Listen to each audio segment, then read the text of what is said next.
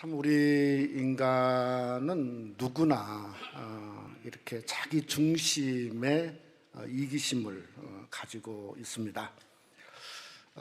임마누엘 칸트라고는 위대한 철학자는요, 우리 인간의 이기심을 세 가지로 정의를 했습니다. 첫째는 논리적인 이기심이 있다는 겁니다. 그러니까 아무리 이기심이지만 그러나 자기 판단과 기준 논리를 앞세운다고 하는 거죠.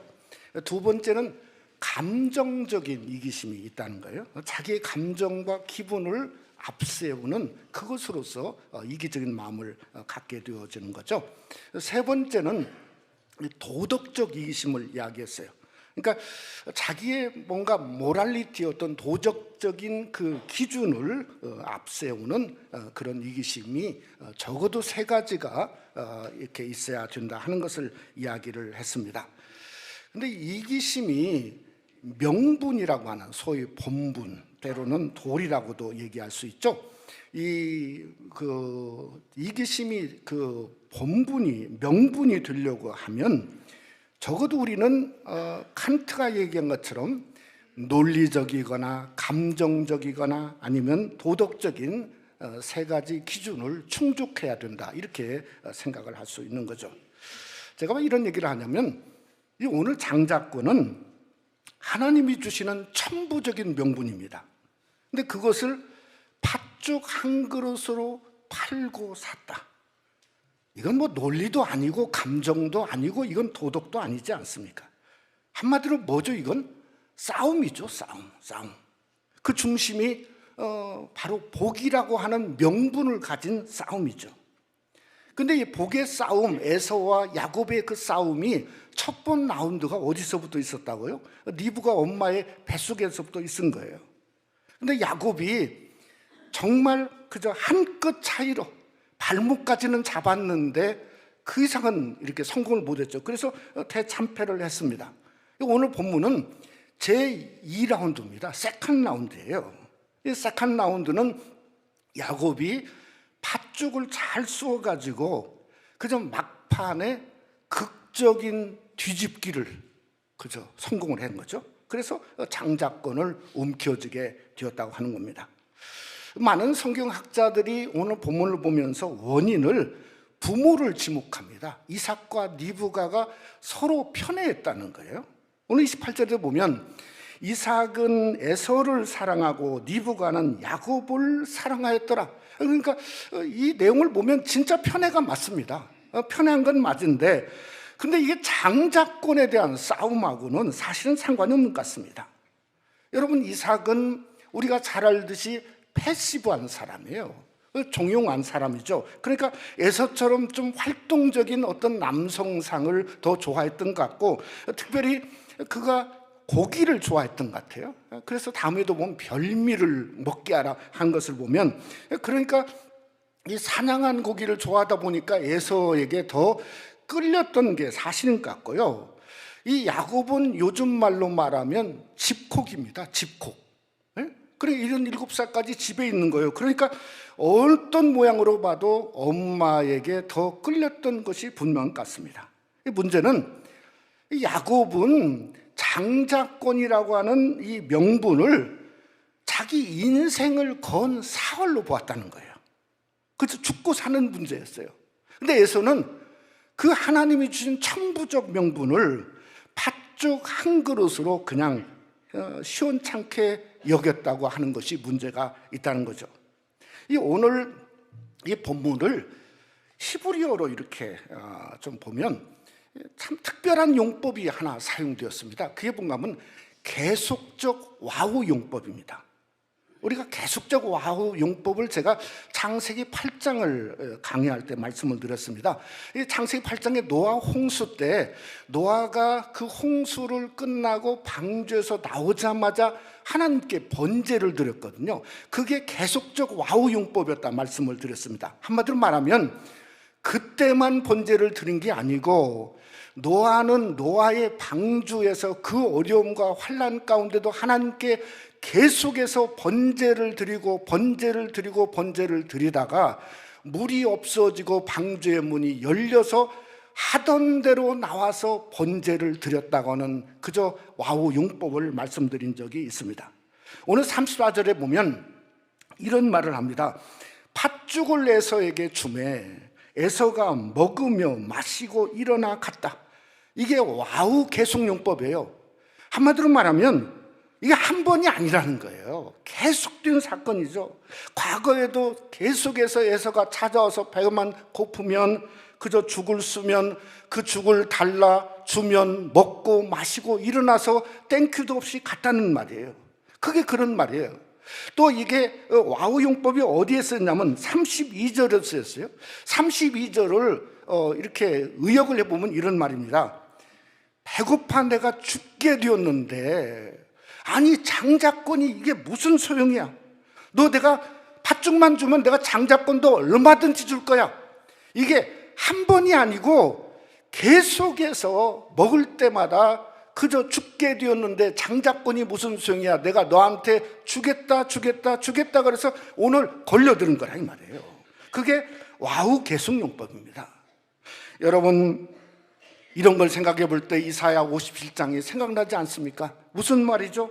입술의 열매를 창조하시고 짓게 하시는 하나님. 그러니까 그저 소용이 없다니까 하나님 뺏어버린 거죠. 뺏어서 입술의 열매를 짓게 하시는 그 하나님이 빼앗아서 그저 정말 야곱에게 복의 명분이 있게 한 사건을 성경에서 말씀하고 있는 거죠.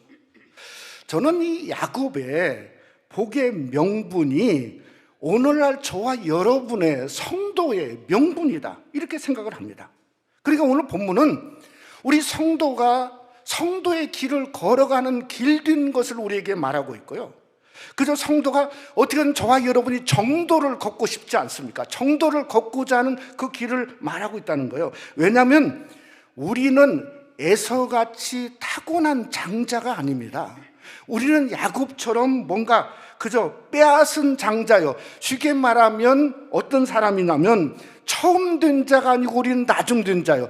예수로 말미암아 우리는 이스라엘 사람도 아닌데 그저 이스라엘에서 태어난 예수 그리스도를 통해서 그를 믿는 나중된 장자라는 겁니다.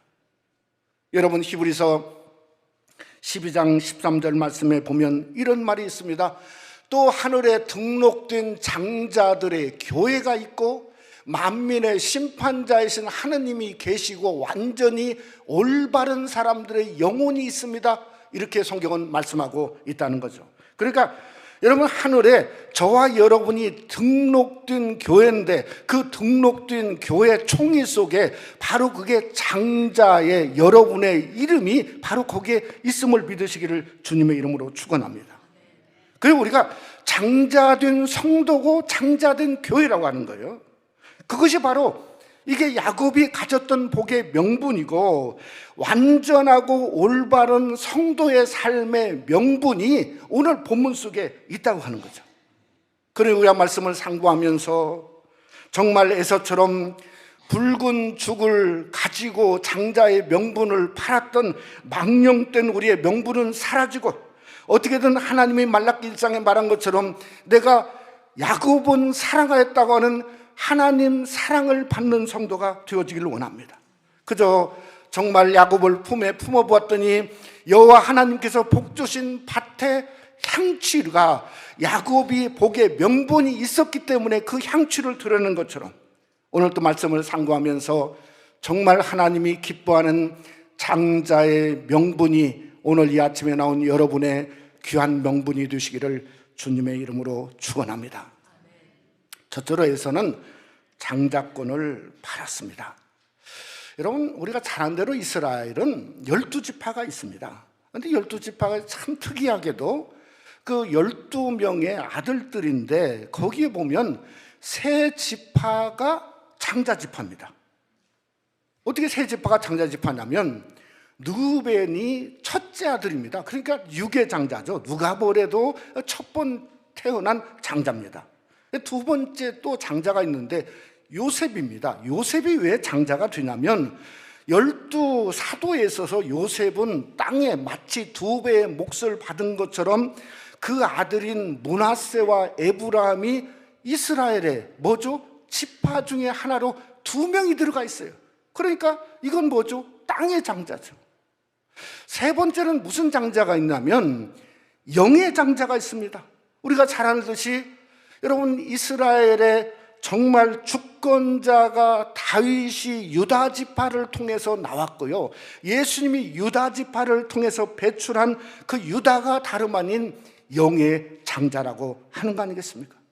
아니 근데 이 3명의 장자가 아니 왜 이렇게 많은가? 이게 무슨 권력 탐험하다가 너도 장자해 나도 장자할게 뭐 이래가지고 새겨둔 것이 아니고 이건 전적인 하나님의 역사예요. 근데 우리가 한번 생각해 볼 것은 전적인 하나님의 역사인데 하나님이 왜 장자들을 이렇게 세 지파나 두게 되었냐면, 저는 로마서 8장 29절 말씀이 생각나요. 거기서 보면 이렇게 공동 번역했어요. 하나님께서 이미 오래전에 택하신 사람들이 당신의 아들과 같은 모습을 가지도록 미리 정하셨습니다. 그래서 그리스도께서 많은 형제 중에 장자, 맏아들이 되게 하셨다는 거예요. 그러니까 예수님이 여러분 장자라고 하는 그 맏아들이 되게 하신 것은 바로 저와 여러분 때문이죠.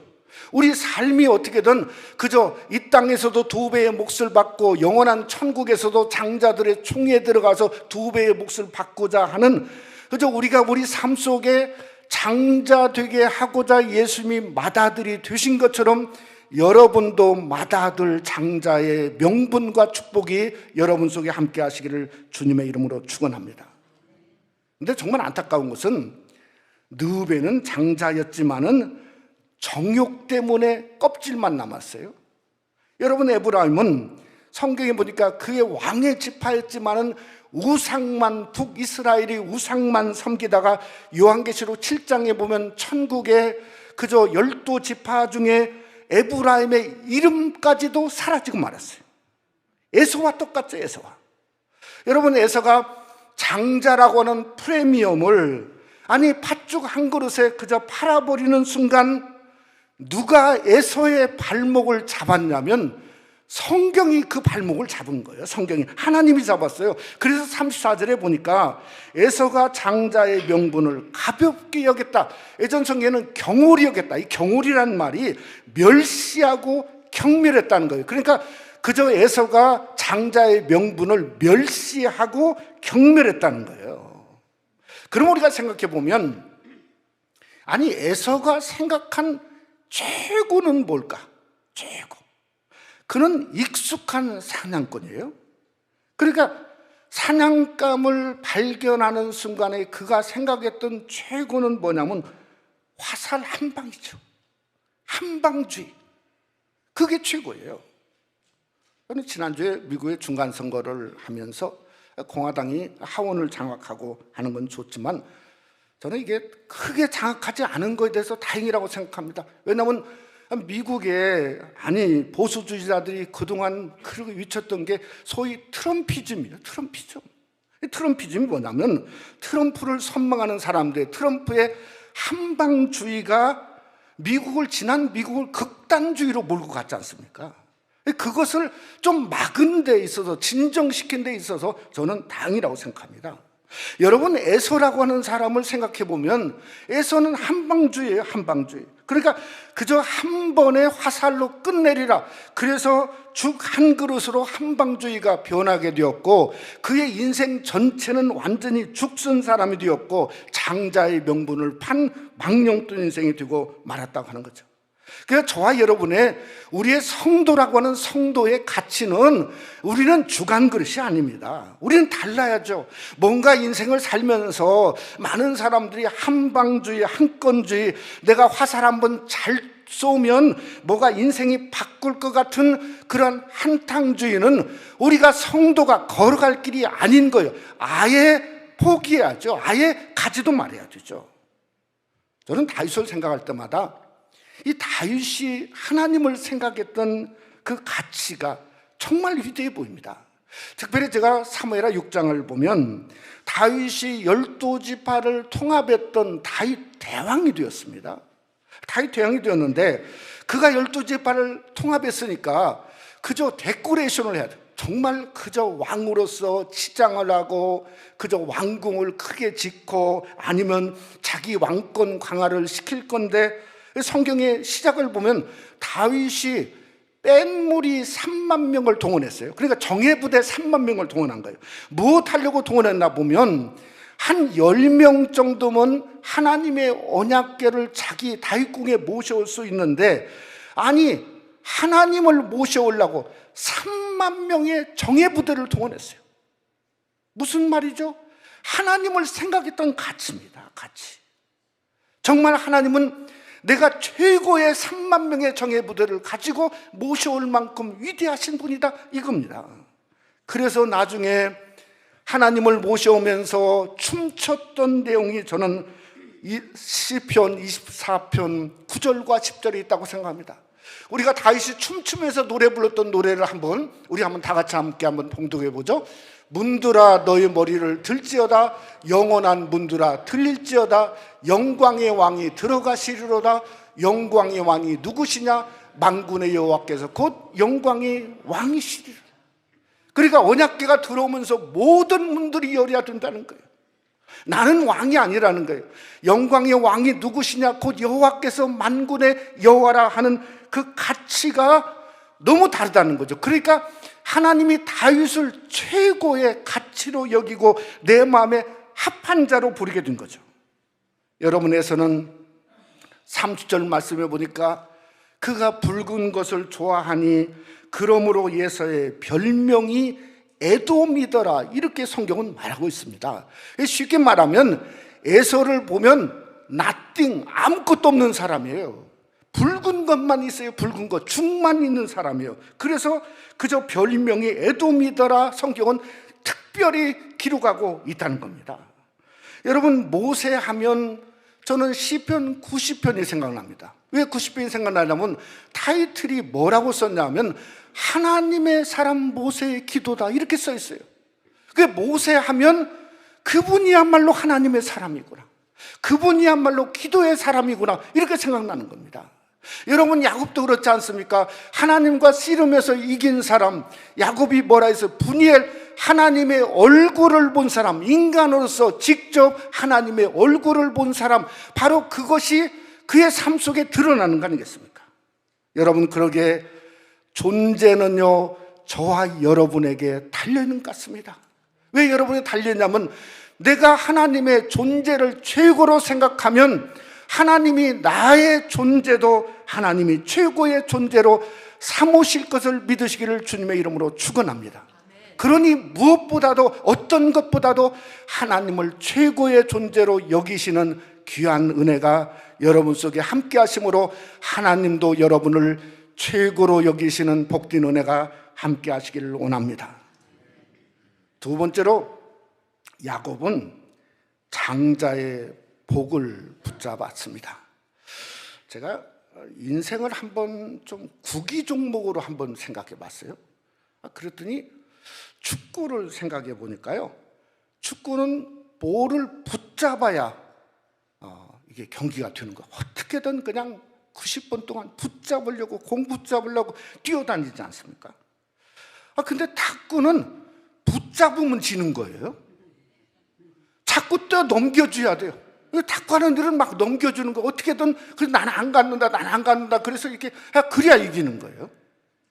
근데 골프를 생각해서 골프장 한 번도 가본 적이 없는데요, 골프는 좀 영적인 것 같아요. 안 보여야 이게요. 안 보여요. 홀이는 쳐서 볼이 그냥 그 속으로 들어가면 그냥 막 트로피 만들고 막 그러지 않습니까? 그러니까 안 보여야 이기는 거예요.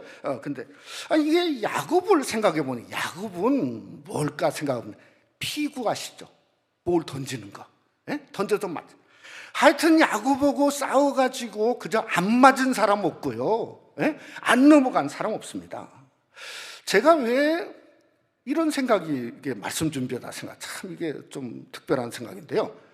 에서가 왜 얼굴이 붓고 털이 많을까 생각해 보니까 하도 뱃속에서부터 부대껴 가지고 얼굴이 그냥 불그락 하다 보니까 이게 스트레스가 막 올라와 가지고 우리 의사분들은 어떻게 생각할지 모르지만 그러다 보니까 그게 그냥 얼굴이 그냥 그 불그락해서 결국은 그저 붉게 태어나지 않았나 하는 생각을 이렇게 하게 되었어요. 오늘은 1라운드가 아니고 2라운드입니다. 싸움에. 그러니까 이 복중에서 싸움은 본능적이었어요. 2라운드는 본능적으로 되는 게 아닙니다. 이게 준비를 해야 되는 거죠. 준비를. 우리가 보통 야곱은 꾀쟁이라고 생각합니다. 꾀쟁이.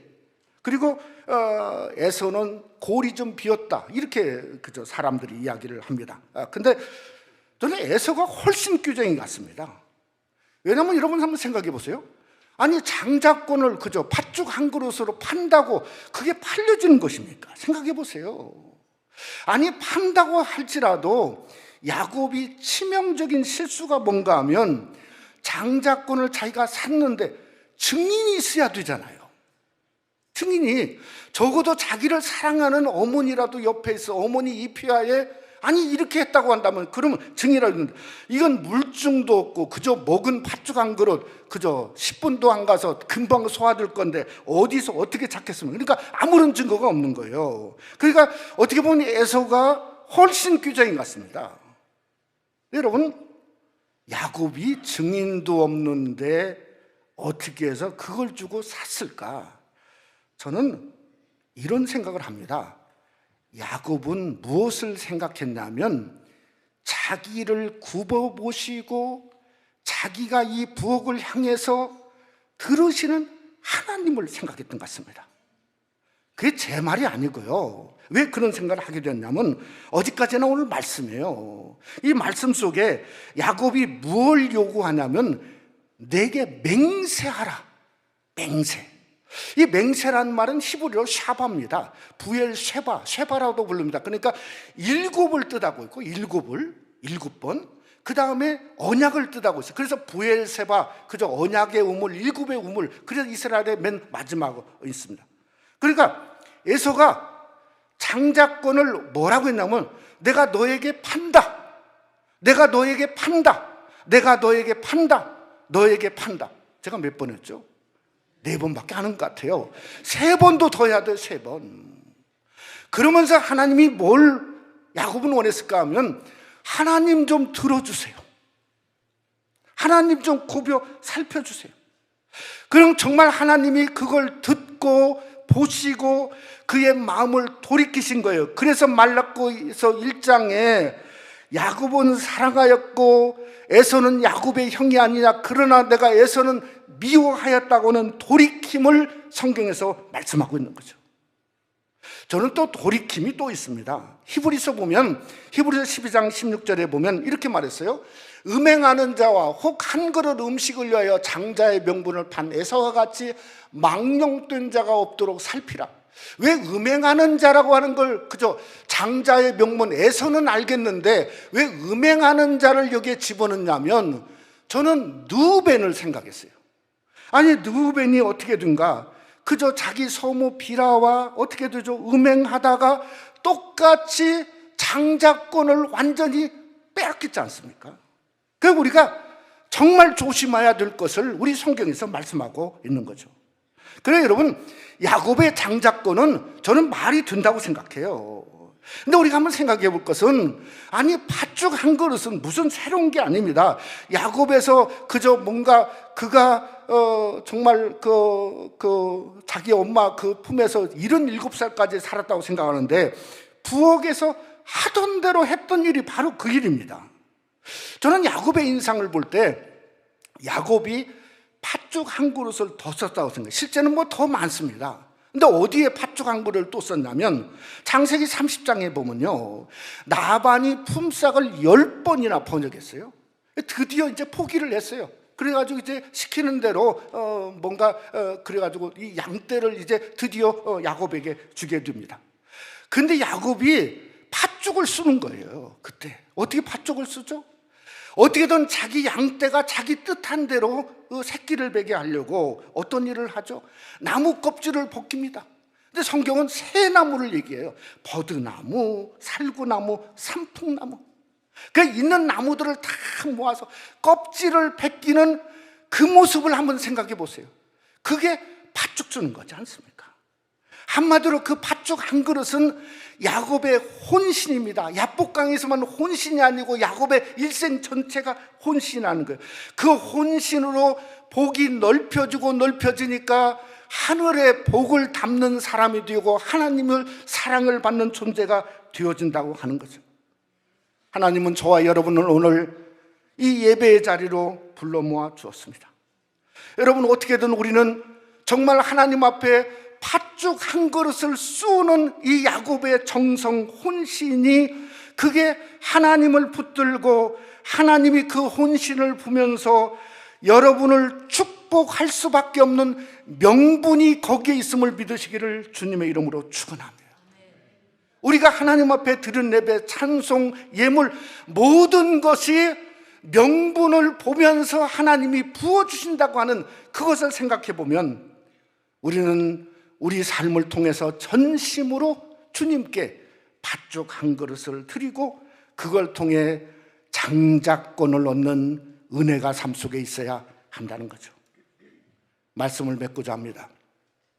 제가 팬데믹 와중에 그저 하던 대로 하자, 그래가지고 지난 한 주간 동안 이렇게 좀 초막절 새벽성기를 넘어가려고 하다가 열매를 맺게 하라 하는 걸 통해서 성도님이 참 많이 나오시고 저도 말씀을 전하다가 많은 은혜를 받았습니다. 근데 또 하나 이렇게 이 둘째 주일을 통해서 제가 걸리는 게 있는데, 이게 뭐가 걸리냐면 이게 걸렸어요. 이게 뭐죠? 감사절 메시지입니다. 제가 27년 동안 담임 목회하면서 한 번도 안 해본 적이 없거든요. 근데 왜 이게 문제가 생겼냐면요, 요즘에 출판사에서 이게 땡스기빙 네러헤드 이 편지지를 만들지를 않습니다. 더군다나 매칭으로 해가지고 무슨 주보, 그 다음에 헌금 봉투, 이걸 만들지를 않습니다. 몇 년 전부터. 그래서 그냥 긁어다가 했는데 올해 전화를 이게 해봤더니 더 이상 없다는 거예요. 아니, 그거 찾는 교회도 없고, 목사님 그거 도대체 아니 왜 그걸 하시냐고. 그래가지고 아니 이게 주일날 때도 도저히 이제 할 수 없게 됐어요. 할 수 없게.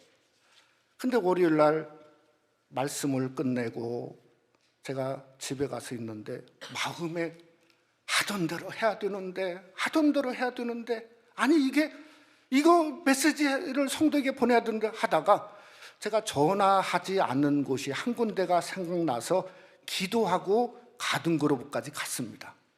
가가지고요, 제가 땡스기빙 네러헤드를 찾고 있고 오프링 또 엔발로프나 이런 것들을 찾고 있는데 있냐고 그랬더니 없대요. 그거 취급 안 한 지 몇 년 됐대요. 그래서 제가 또 그랬습니다. 한번 찾아보시면 어떻게 나고 그랬더니 그분이 이렇게 가더니 갑자기 아유 목사님 있네요. 딱 2개 남았어요. 제가 그 2개를 가지고 나오면서 팥죽 한 그릇처럼 그렇게 기뻤어요. 그렇게 정말 기뻤어요. 네?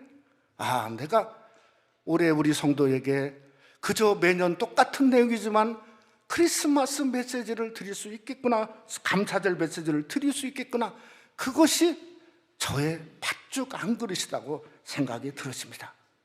그래 감사는 양이 아닌 것 같습니다. 감사는 죽이라고 하는 그 의미가 펄펄 끓는다는 의미가, 펄펄 끓는 그저 질을 하나님이 우리에게 원하고 있는 것 같습니다.